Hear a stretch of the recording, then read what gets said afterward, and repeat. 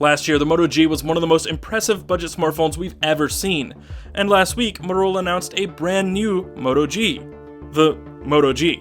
So which is the better phone and how do they compare?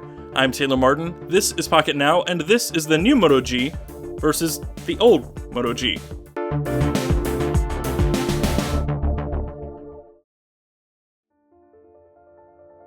Last year, Motorola blindsided us all by creating an entry-level smartphone that was not only surprisingly great, but also extremely affordable.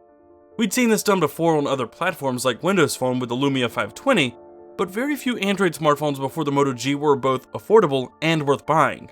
Last week, Motorola upgraded the Moto G with newer hardware while keeping the same low price.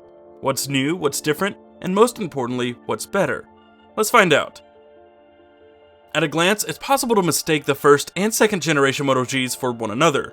They're close to the same size, have all the same button and port placements, and even have the same camera layout with the much loved dimple around back. But there are two major hardware differences that are a dead giveaway. One, the speakers. The new Moto G has front-firing audio while last year's does not. It emits sound out of its single rear speaker which flanks the image sensor. Two, physical footprint. Yes, the two are relatively close in size, but the Moto G is noticeably bigger. It's 11.6mm taller, 4.8mm wider, and weighs 6 grams more, but it's 0.6mm thinner. Most of the differences between these two phones are under the hood, and even those are slight. Both come with 1GB of RAM, 8 or 16GB of fixed storage, a Snapdragon 400 SoC, and the same 2070 mAh battery. The only differences are the cameras, from 5 to 8 megapixels on the back and 1.3 to 2 megapixels up front, a microSD card slot on the new Moto G, and the display. The old Moto G came with a 4.5-inch 720p IPS LCD. The new Moto G's display is 0.5 inches larger diagonally with the same resolution. The old Moto G's display may be a hair brighter, more vibrant, and more balanced, and it's marginally more crisp, but they both look great for the price. Both also come with a swath of interchangeable back covers. If you felt the original Moto G was too small, the new one is exactly what you need. It's sort of the same story with software as well. The original Moto G was quickly updated to KitKat after its launch. Now it's running Android 4.4.3. The new Moto G ships with Android 4.4.4 and the differences are marginal at best. The launcher on the new Moto G looks a lot like the Google Now launcher sans Google Now integration. The old Moto G still runs the legacy launcher. The differences you'll notice are the shortcuts to the app drawer and how the app drawers look.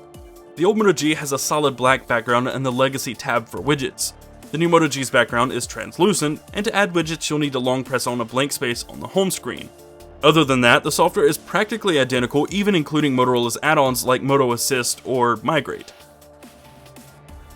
As you would expect, performance is almost identical as well. Opening apps, task switching, scrolling, zooming, and the like all happen at virtually the same time. After all, with the exception of size and a few odds and ends, these are practically the same phones. Likewise, benchmark scores are almost identical. These phones are by no means powerhouses. They aren't meant to be.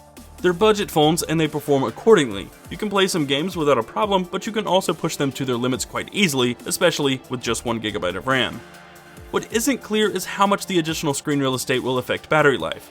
We haven't had the new Moto G long enough to attest to its stamina, but before we were moderately pleased with the stamina on the original Moto G. We have a feeling the display might cut some time off the battery life, but for the full take on performance and battery life, you'll have to check out the full review of the new Moto G in the coming weeks. Call quality and network speeds will be roughly the same as well, considering they have the same radio support, though the US model of the new Moto G has support for the 900 band on HSDPA. One of the most welcomed overall improvements is the camera. Don't get us wrong, you can't expect too much out of this sub $200 phone, but it is a marked improvement over the original.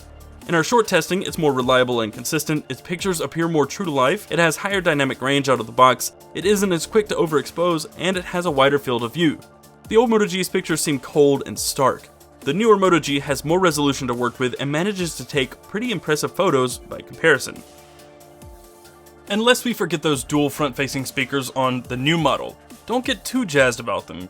Yeah, we're happy that they're front-firing and that makes some difference, but they're not all that much better than the single speaker on the old model. They're not much louder, but the sound is definitely more full and doesn't distort as much at full volume.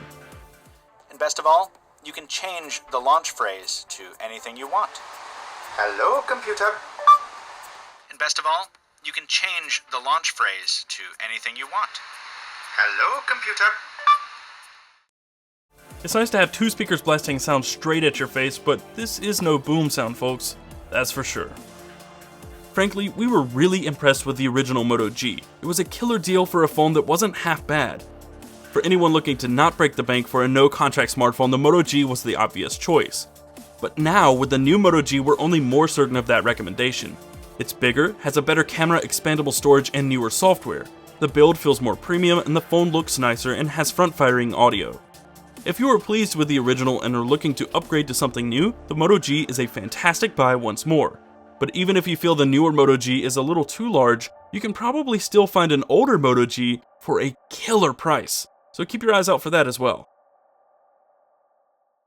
Folks, thanks for watching and supporting Pocketnow. If you would like to help us out even more and you enjoyed the video, be sure to click the like button below and subscribe to the channel.